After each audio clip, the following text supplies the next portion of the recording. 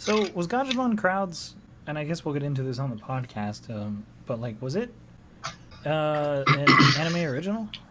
I Okay, so da, so da, I da, da. I actually know something about this.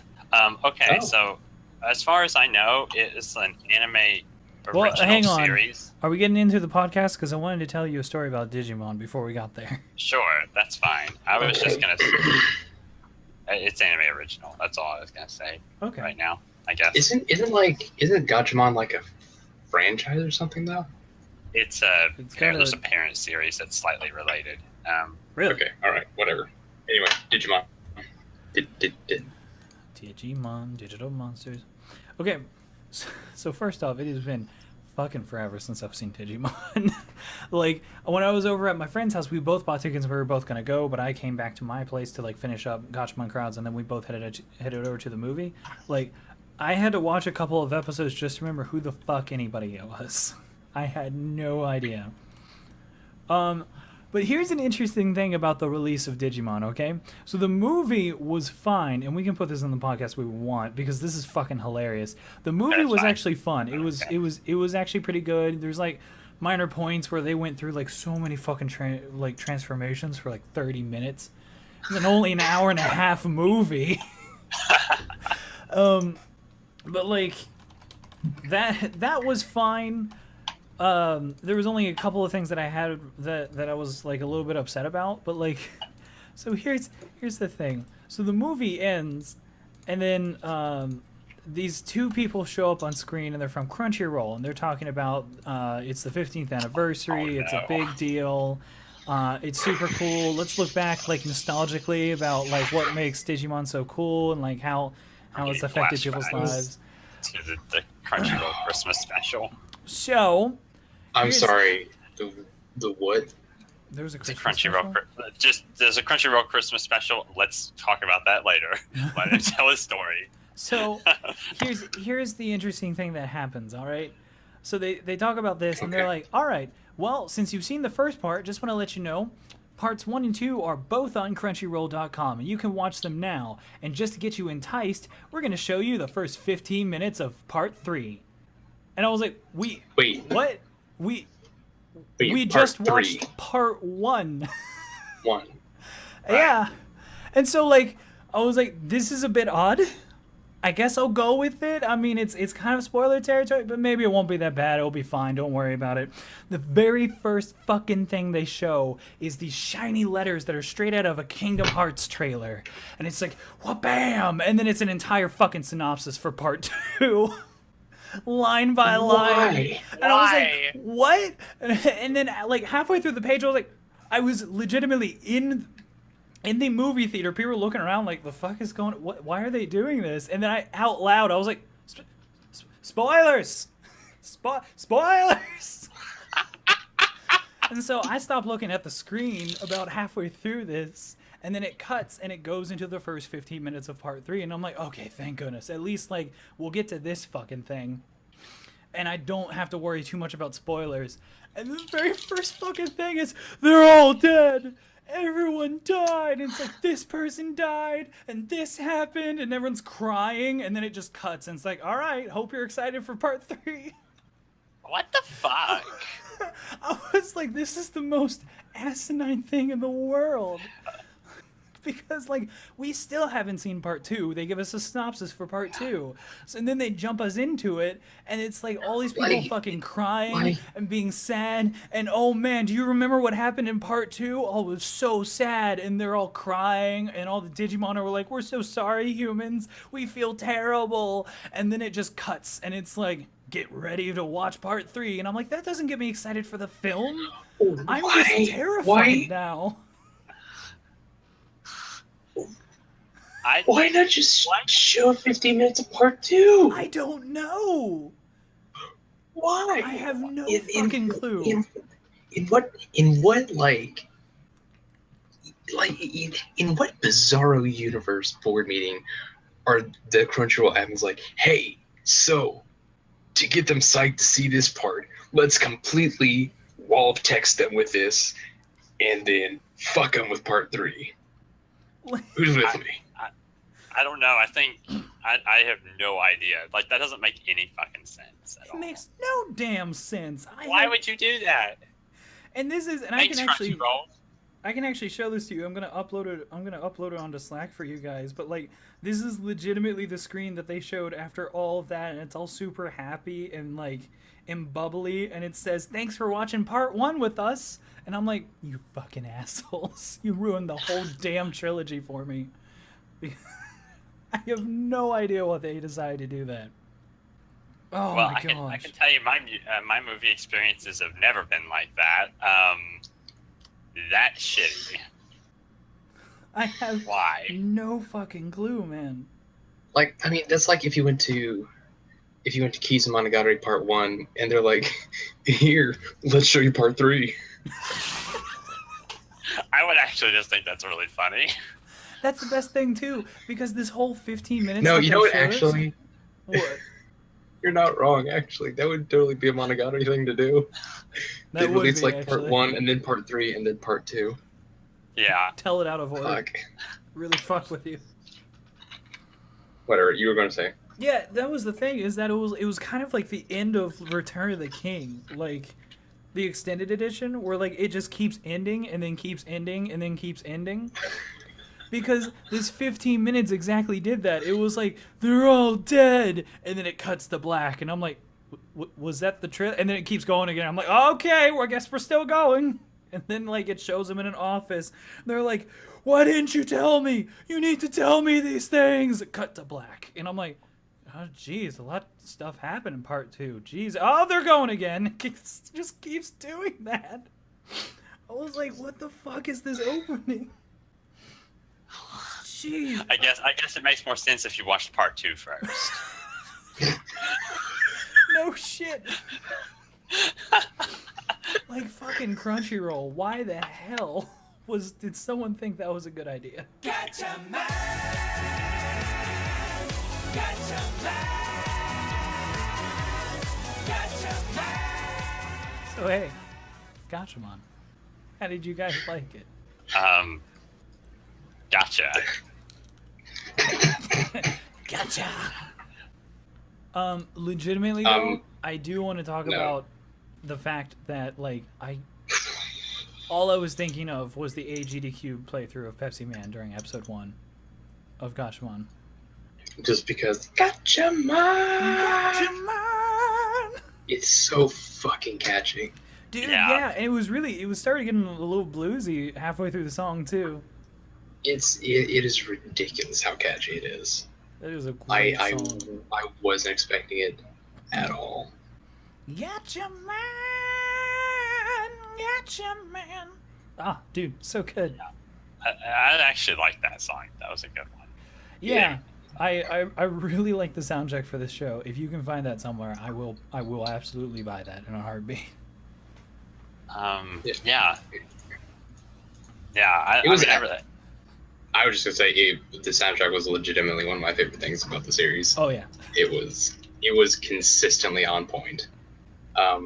Because I know you've told me this like 3 times, Matt, but I still can't remember for the life of me. The person who put together Gatchaman Crowds soundtrack was the same person that put together its soundtrack for It's what else? It's Taku Iwasaki. It's Katanagatari, Mahoka, Noragami, Gurren Lagann. Oh Same. shit.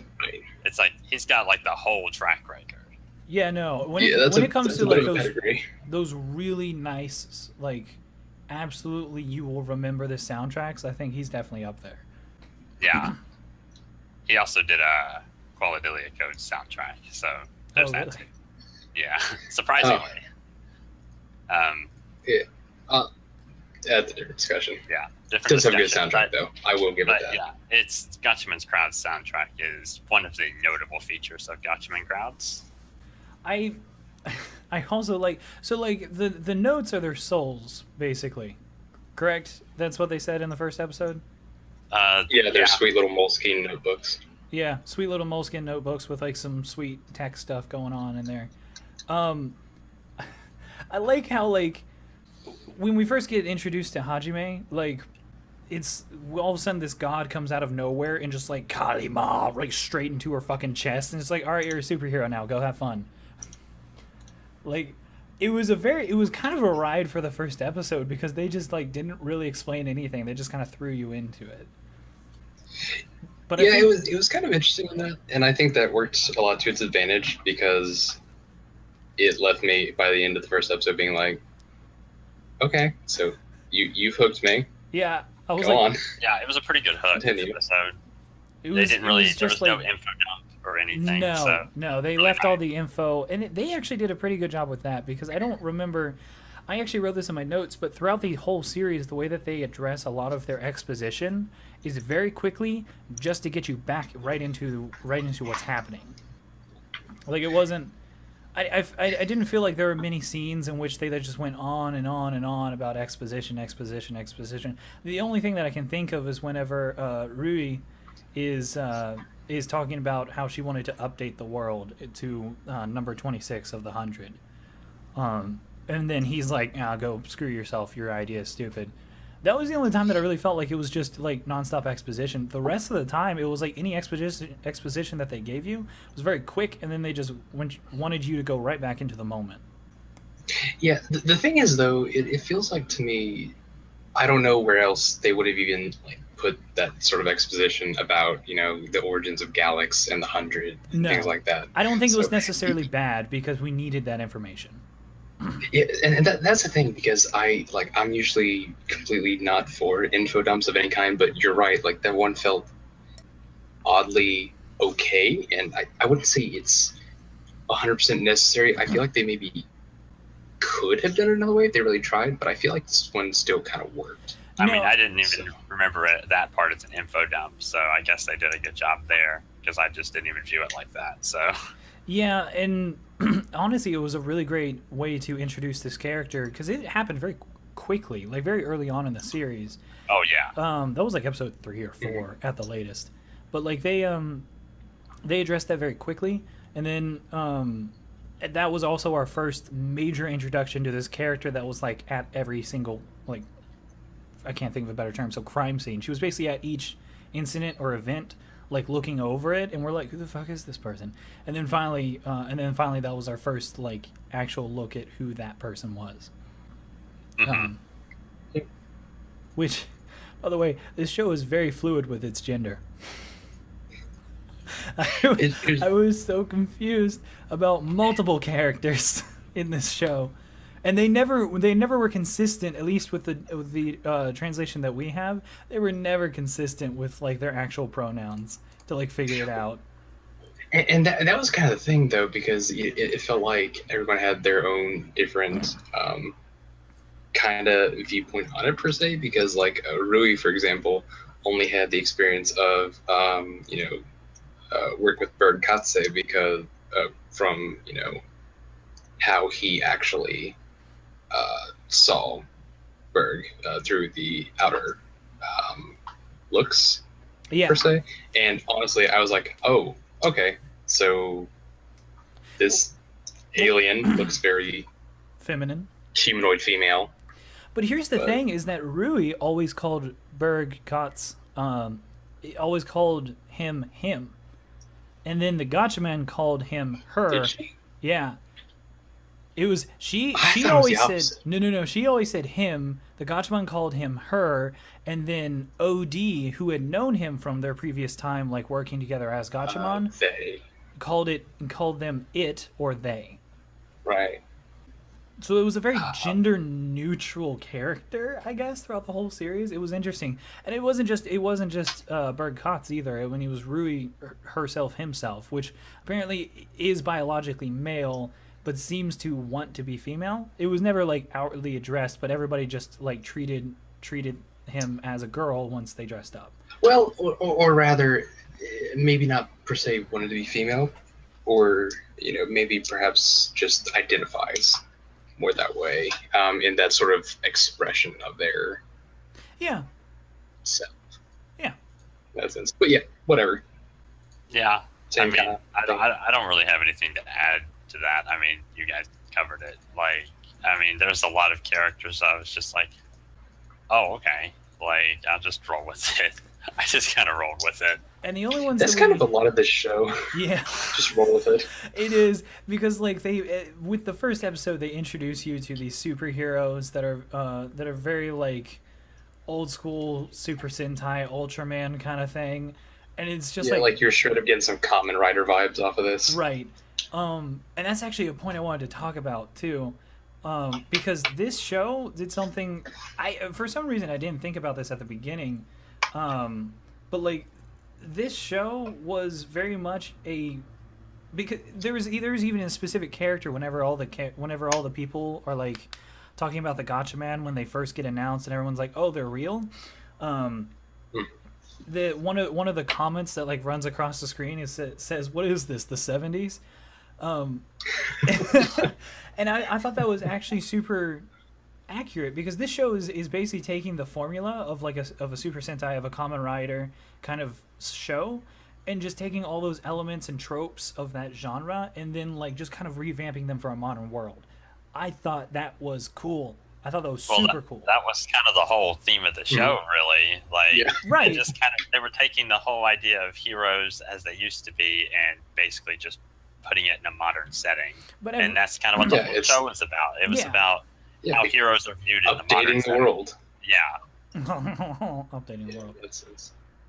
And that's... I mean, no, you're right, though. I think that's pretty relevant considering the show's background. Considering it was based on a Super Sentai thing from I don't know what year it was, but it was from the 80s, 90s-ish. I don't remember when it came out. It was originally based on something else? Yeah, it was based on a Gatchaman. Yes. That's the original. Kagaku Ninjatai Gatchaman. Yeah. Oh. Which aired beginning in 72. Yeah. So that thing when you say, what is this, the 70s, might have actually been a callback to the original series. Oh, that okay. It was loosely based around, which it was a very generic, not a generic, I don't want to say that without seeing the show, but... It's a very prototypical kind of... It's very stereotypically Super Sentai. But at the same time, like you guys were joking about, like it definitely does update the formula to work it into a modern world, and I like how they did that, especially with like the whole crowd system of like people are putting their consciousness inside these like avatars that are then like going out in the world and either causing destruction or helping, and then there a lot of the fighting, because like in an old school, like if you look back at like Kamen Rider or Super Sentai, how do they save the day? They just punch the shit out of everything and that's how they win.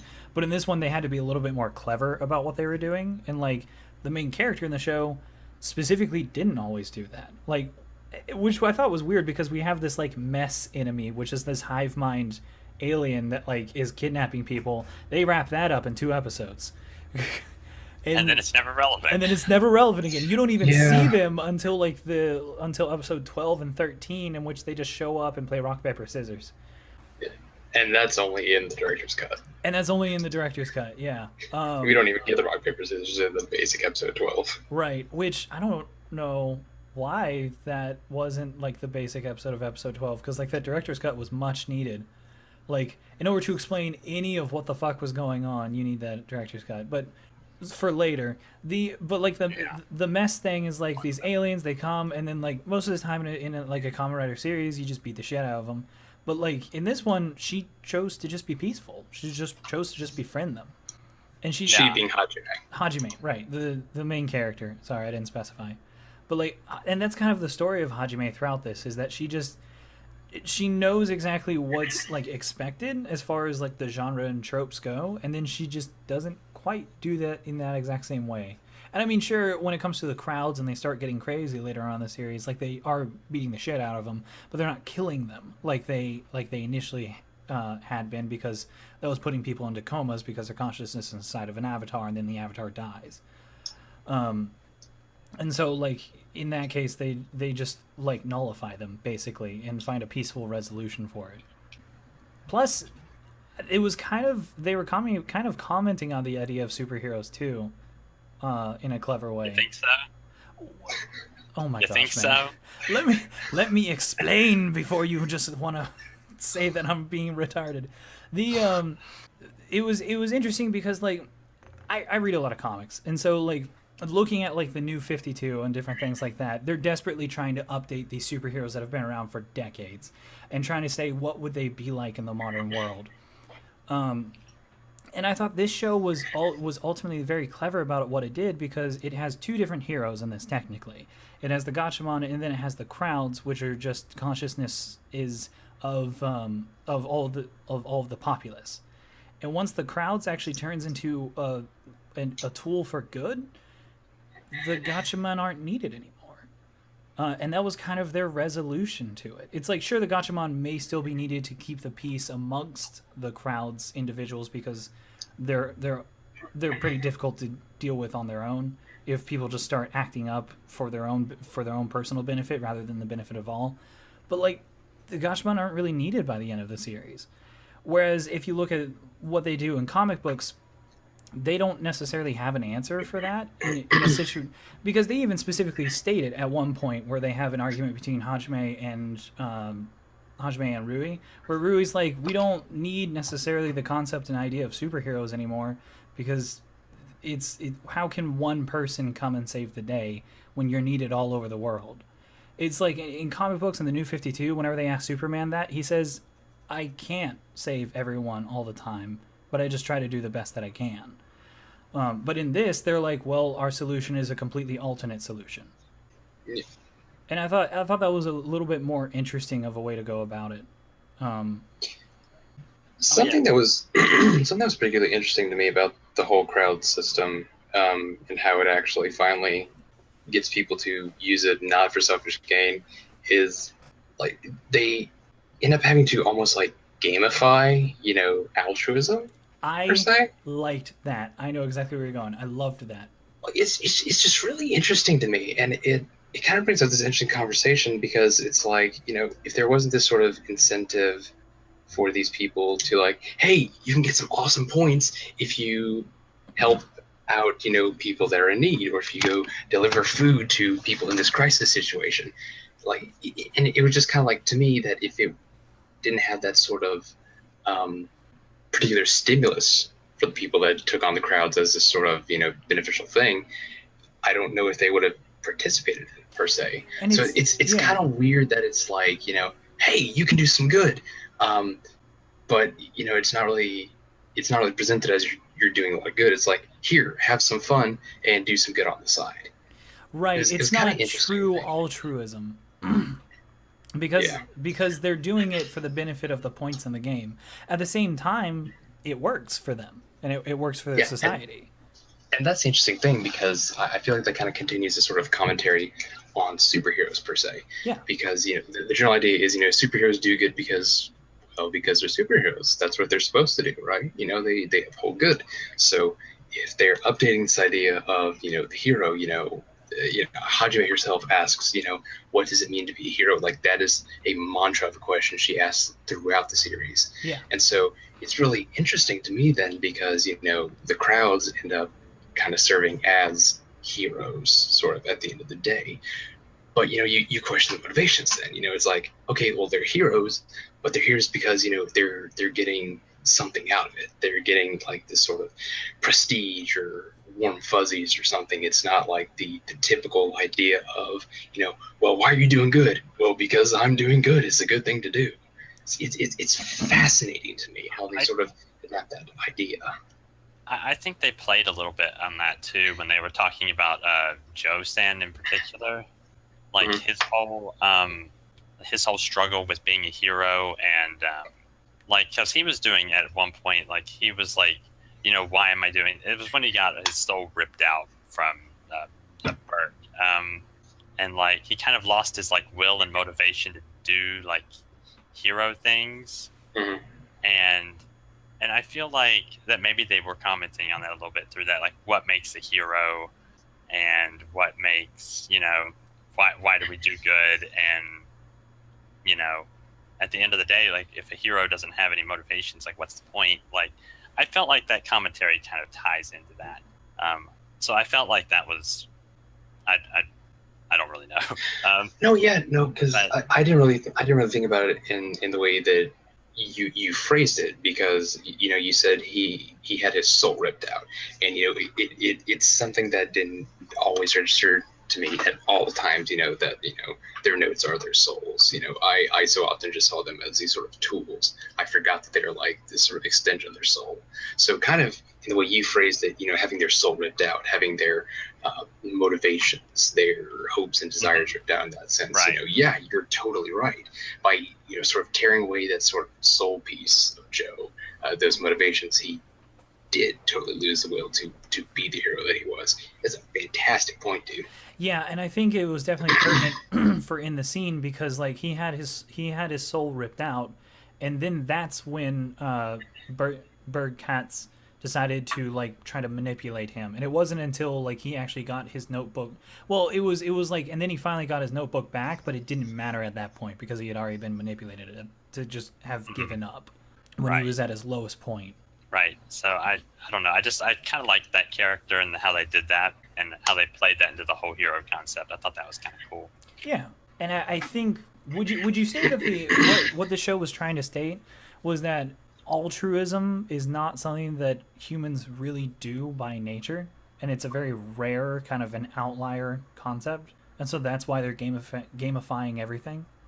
I mean, that's something that you could gather from that. I mean, the show has a lot to say on a lot of different concepts and that sort of nature, but I feel like you could potentially argue that point. And the thing is, even once they have gamified this sort of thing, we kind of get that little time skip that's 6 months later, and they talk about, okay, well, yeah, Crowds crime is on the rise now. So, even though they have put up this sort of system of, gamifying, doing good, people are still taking it now, and again, using it for their own gain. Right. So it's really kind of interesting in how, we have this sort of a temporary boost in, the populist idea of, they can be heroes and things of that nature, but it kind of deteriorates when they, kind of have it for a while and they get lax with it. And it's like, well, what can I do with this besides being a hero?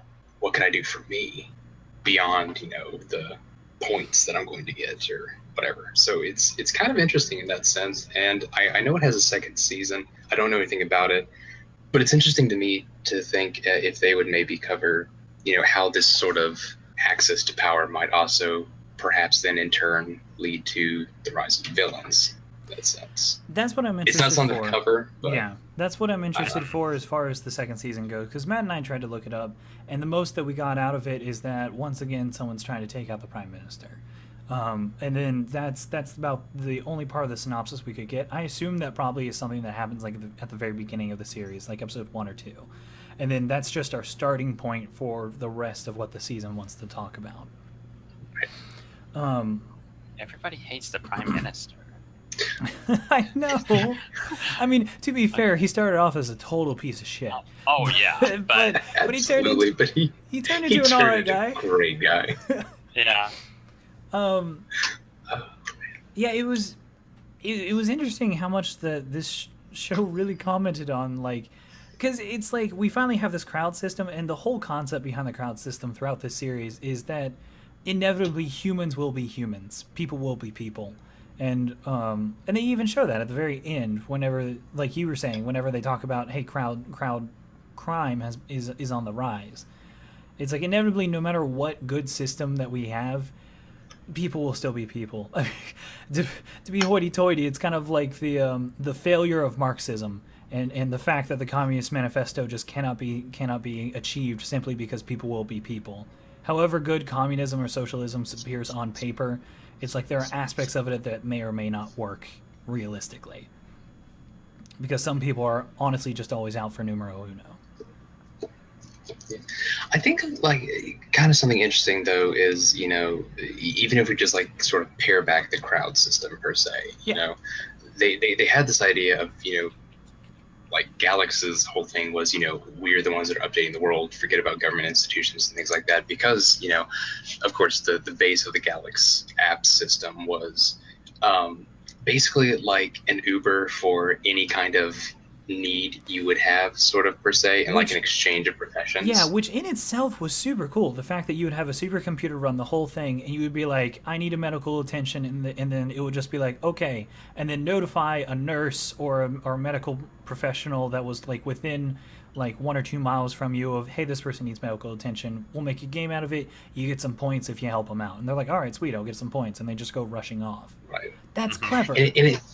And it's really fascinating to me in that sense because, again, it's not something that they're getting like specific, per se, monetary gain out of or anything of that nature. Ultimately, the points and prestige are ephemeral. They don't actually have any any quote unquote actual worth, which is fascinating to me, especially, and it kind of makes me wonder how well in the world of Gatchaman Crowds, it makes me wonder how well the Galaxy system would have worked if it didn't have that sort of gamification to it. Well, let me pose something to you, because forever ago I downloaded an app whenever I was still using the iPhone that was called something like Task Fantasy or like or level up tasks or something like that. Or are we gonna get into, like, I know what clicker you're talking shit now? about. Right. No. And it was so clever, and I loved that app because what it was is it gave you you write your own to-do list. You attribute And how you many points or how much gold you had for each thing that was on your to-do list, and then when you check mark them off, your character would level up or like get more experience I had towards this leveling app. up. I loved that app, and the fact that you could gamify that made that to-do list way more appealing to me, because usually when I'm staring at a to-do list, I'm like, I don't really want to do it. But it was neat because it had clever little bits of art, and like the animations were really funny, and so like it was more appealing to me. Funny thing is, I had the exact same app, and I was kind of gung-ho for it. Mm-hmm. I was like, this is really kind of neat. And then I stopped using it after like a day or so. Oh yeah, just I because... totally, like, full disclosure, I totally stopped using that after like 2 weeks. For two reasons, though. You got further than I did.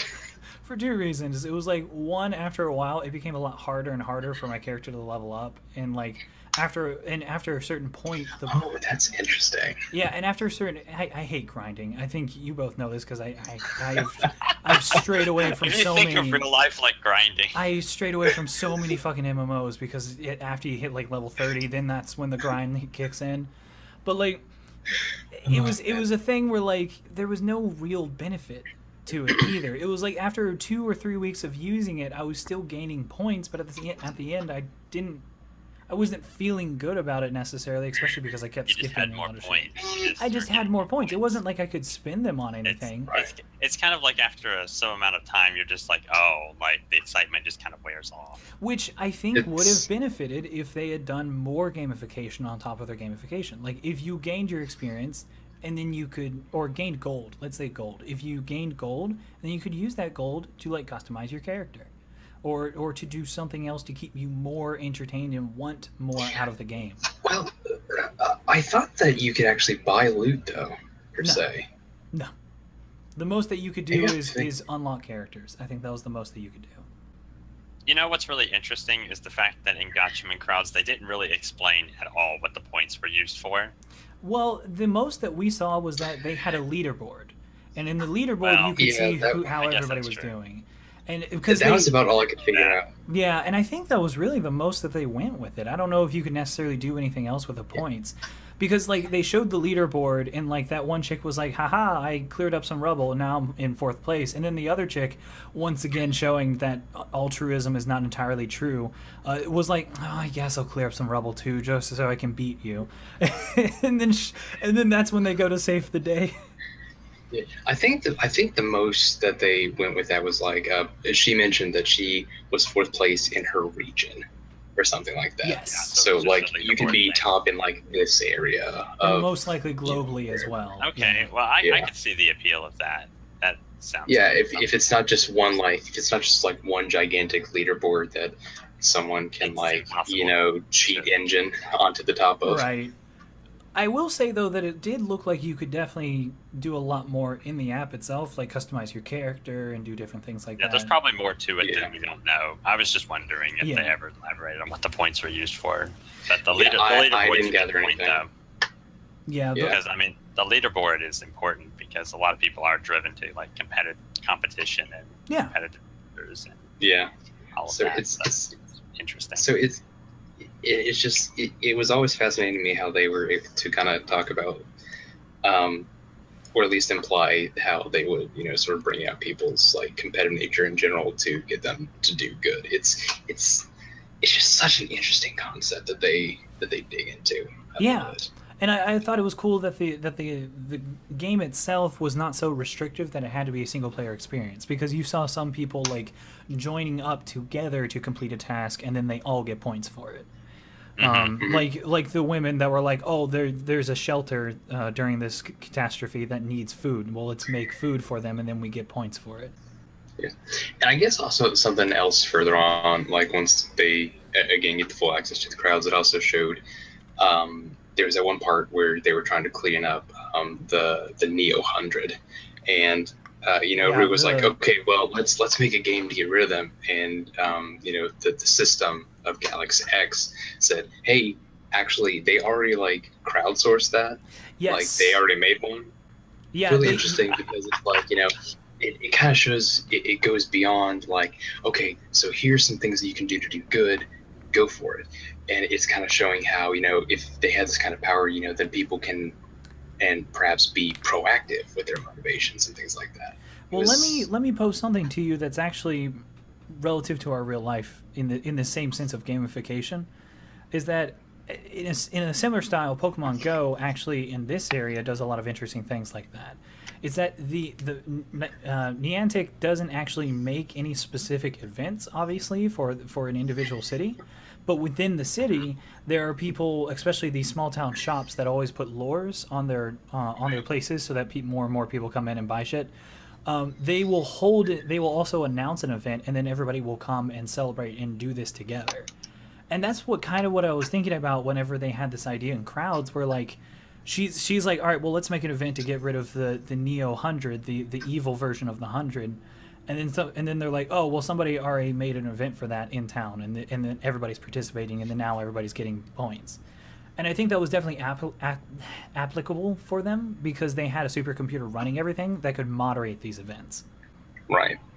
Because you definitely don't want events that are just like, let's go rob a liquor store. All right, sign that one off. Let's give us points. They had some checks and balances within the system, obviously, because of the supercomputer running everything. But like in itself, the people could definitely make their own events and do fun stuff with that. That was cool. Mm-hmm. I also, because there was a motto as far as Galax was, as far as their slogan goes. They had multiple posters for the first half of the series that stated, that stated, "They are not the heroes, we are the heroes," kind of referring to the general populace as the heroes. Mm-hmm. I felt like that was also an underlying theme as far as the series goes, because even the Gatchaman decided to do that when they basically said "fuck you" to their god. Yeah. Which, by the way, made no sense to me. I don't know why they did that. Well, that I don't know. That whole segment was a little weird. It was very strange because there was no. It's not like he was being malevolent towards them or anything like that. It was just that like they were like, we don't need you anymore. We're just gonna do things on our own, and then just said "fuck you" to him and left. And he was just like, okay, whatever. I'm just gonna keep sitting here, I guess. Yeah. You're just kind of like sort of the bastion of like the old ideas of heroism, and it's kind of like the why the hell can't I remember the name of the giant floating head in Power Rangers? Oh, shoot! But I know who you're talking about. Yeah. Yeah, like that's who I kept thinking of him as, and I was like, oh, okay, so that's what this is. Also, brief tangent. The direct quote from the post you were talking about was, "It's not heroes who keep the world up to date; it's us." Oh, okay, yeah. It's a good quote. Anyway. And that was kind of what they went with as far as like going against JJ, this like god figure. They even had some really like anti-theistic things that they said. Like there's I noticed that as well. Hajime legit said, "Well, if JJ is basically a god, we know he won't do anything." I was like, "Damn, jeez." Ooh, sass master. What's up your butt, Buttercup? Like, It was very strange. Yeah, here it is. If JJ is like a god, then I'm sure he won't do anything. And then that was immediately before they like went over there and just said, hey, we're not going to listen to your prophecies anymore. You don't have to help us out. We're just going to do this on our own. Which I guess was supposed to be a part of the whole thing of like the new Gatchaman are taking matters in their own hands, and they're being a voice for the people, but at the same time the people are now being a voice for the people. So it's unnecessary to have a god overseeing everything. But at the same time, he wasn't doing anything bad. It was like, even whenever Hajime started to be like super anti-theistic towards them, he still was giving them prophecies and being like, yeah, here's a little helpful hint to help you on your way. Because I don't know. We can argue if they were helpful or not. Well, but let me bring something up, because they were very vague. But at the same time, if you notice, the characters like immediately got it as soon as they looked at the prophecy, and then they looked at the situation that they're in. They're like, oh yeah, I know what's going on. So it obviously was helping them. But also specifically, it's like Hajime even went completely off the chain there, and like she was like, okay, I'm just gonna announce us to the world now. We're no longer secretive. We are a thing. Okay, I'm gonna go to this elementary and do this thing.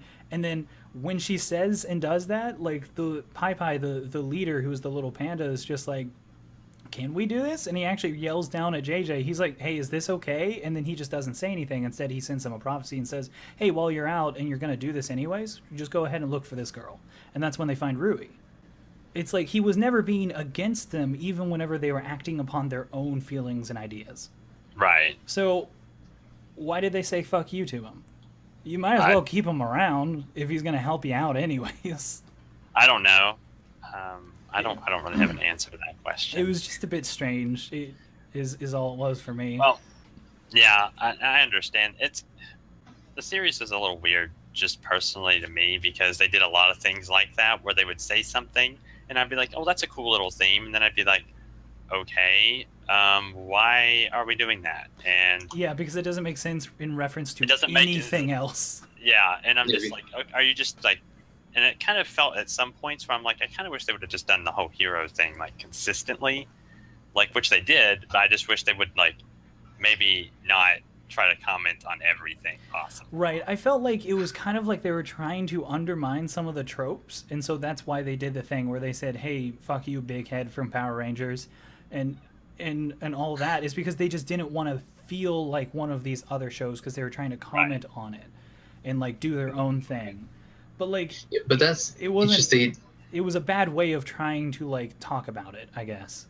Yeah. It's not necessarily like, I feel like it would have been fine if they did that, if they just like followed up on some things they actually did, because it kind of felt like a lot of these things were like cool one-liners per se, but they were like one-liners that were like loaded with sort of some ideological backing that they never followed up on at all. Right.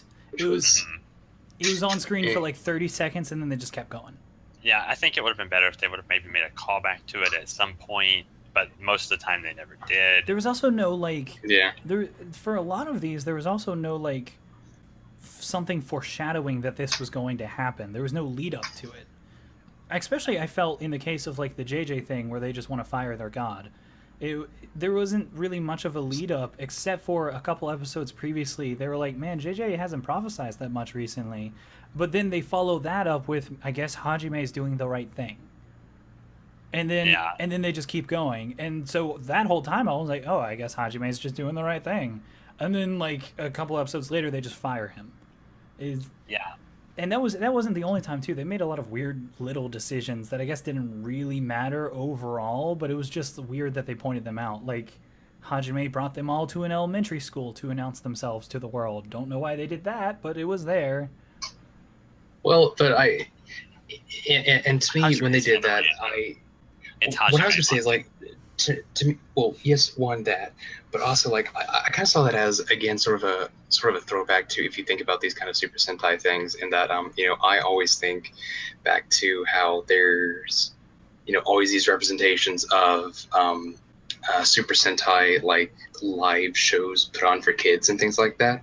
And whether it's in actual real life or if that's represented in other anime and things of that nature, it's always Super Sentai is often really popular with young kids or something of that nature. So to me, I saw that as like kind of a callback to that and showing how getting in with the kids per se would be a way to get them rooted in with the rest of the population. And also, I mean, if they're good with kids, they're probably going to be good with everyone else in that sense. Or it's at least going to put a rhetorical front up for them to show, hey, we've established this kind of goodwill ethos with the kiddos. I mean, that is way different. Right? That is way different than what I took it as, because the entire time, I thought about that. maybe this is just because of my dark mind, but this is the entire time I was thinking of Mein Kampf.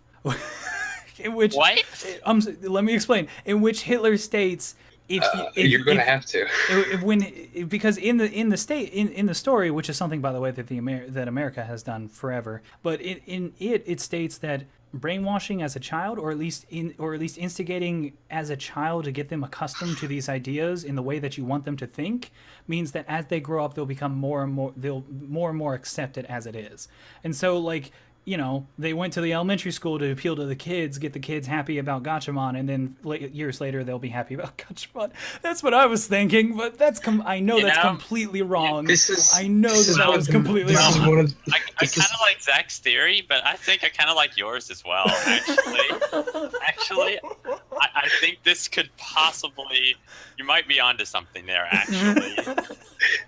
This is one of the few times where I'm kind of upset that this is just an audio-based thing now. You can't see the fucking face I'm making. Oh my god. I'm actually recording it right now, just in a window. I'm sorry. Like I said, sometimes my mind goes to a dark place. I grew up on Newgrounds for 7 years of my life. It just happens sometimes. Newgrounds, at the same time, I know for a fact that is not what they were going for in the series. I definitely think Zack's is probably what more they were shooting for, but I definitely do like Kyle's theory. That is my new favorite theory about this. I actually am on board with this theory. What the fuck is wrong with you? I don't know. Like, at first I thought you were crazy, but then I was like, no, you're onto something. You're on to the alternate season 2 of Gatchaman Crowds, in which they raise a child army. They call it the Gatchaman Youth. Okay. Okay. Oh my god. Anyways. Okay. Anybody want to say anything else about this show? Where do we even go from there, Kyle? Just make it an awkward segue. Doesn't even matter. Just go.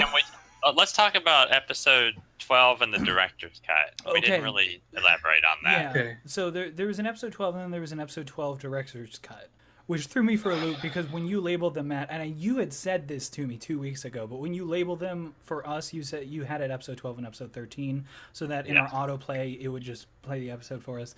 So at first I was like, wait, I thought there was 12 episodes. And then it went into it, and then after it was done was when I remembered, oh, right, that's the director's cut. Okay. Yeah, I would like to point out that in episode 12 by itself, it ends the series and it does all the stuff that it wants you to, but then it just jumps, and then it ends. And I'm like, I'm very confused what just happened. Now, correct me if I'm wrong, Matt, but I think it was because there was something about budget cuts and they were kind of rushed to get the series finished. I'm not really sure, but my guess is that there was probably a problem with the production, and I think it was probably rushed at the very end, and they just kind of were like, well, we don't have enough time to explain it, so we're just going to cut randomly, and here we go. Right. And so that's why they reserved it for the Blu-ray. Because in the episode in the episode 12 director's cut, it's same exact shots as episode 12 was.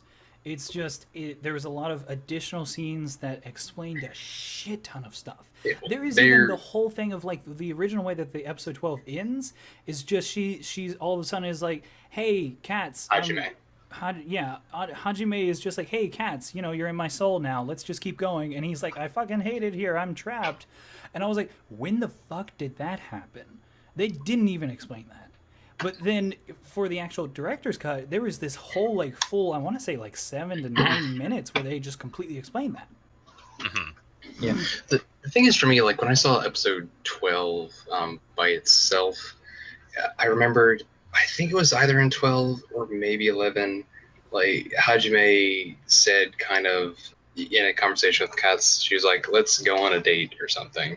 And, you know, I saw that part in episode 12 as like just some unexplained kind of culmination of that. I was like, oh, okay, this is their date. I don't know how this is happening, but this is that thing. Yeah. So episode Yeah. 13 was a nice actual explanation of that. Yeah. Yeah, she almost throws it out as a joke, like let's go on a date, and so at the time I just took it as oh ha ha ha, because like she was kind of like sort of getting underneath his skin, almost intentionally. I'm pretty sure it was intentionally, but then legitimately he's just like inside of her now, and he's all mad because he's trapped, and she's like la la la la la. It was very confusing, and then we get this really good scene. It was actually legitimately, I enjoyed it. It was like creepy and weird, but at the same time it was kind of enjoyable, where she like sets up this whole scenario to get Katz to come out of hiding, and then Hajime just ambushes him whenever he tries to attack her, and then just puts him inside her notebook, and then jams her notebook in her chest, and then he's stuck. And it had this really nice little quote from her too, in which she called up her mom right before she knew she was going to do it, and it was kind of heartbreaking because she was like, "I'll always be myself, Mom. Remember that." Which, by the way, that was the second time we've ever heard about her mom in this entire series, but at least she cares. But I thought that was a nice little way to finish it up, because the way that episode 12 initially ended is that Katz just like ran away and then we never saw him again. I'm just thinking of people that watched this show airing and what they thought when the episode 12 ended without any context at all. Right, it was weird because like it wasn't even just that. There was multiple different cuts that they just completely took out that explained everything. Well, almost everything. It didn't explain what the mess we're up to the entire series after yeah. episode 2. That was kind of a mess. They just Oh I'll man, leave. Bye. I didn't even do that one. That one wasn't even me. But they just legit show up for like a little bit longer in the director's cut, and then Hajime just says something to him along the lines of, "This is our planet, you know, this is the way that we're gonna live. If you want to chill here, cool, but otherwise, you know, whatever." And then that was it. That was the only thing we got as far as them. But like there was other multiple little things that really helped out to explain that the crowds were doing a lot of good, and then all these other small little hints that helped out. The biggest one was just that they captured Katz. Right. That was the biggest change that they made, and they explained that in the director's cut. That's the biggest change. Anything else worth mentioning? I mean, there's a lot that's worth mentioning, but there's Right. nothing that's like super jumping out at me that I can think of right now. I would say that Yeah. I think we cover most everything that I want to talk about. Yeah, I will say one thing that that we kind of didn't do too much with was that as much as this show tried to like undermine the tropes in a lot of ways, they also fed into them directly a lot of times. Like I remember there was even one scene that jumped out at me so much because it was almost like a word for word shot from like a Super Sentai or like Power Rangers kind of show, where like Rui is like, it's right before they initiate their final plan to fight back and save the day, like on episode 10-ish, I guess, or 10 or 11.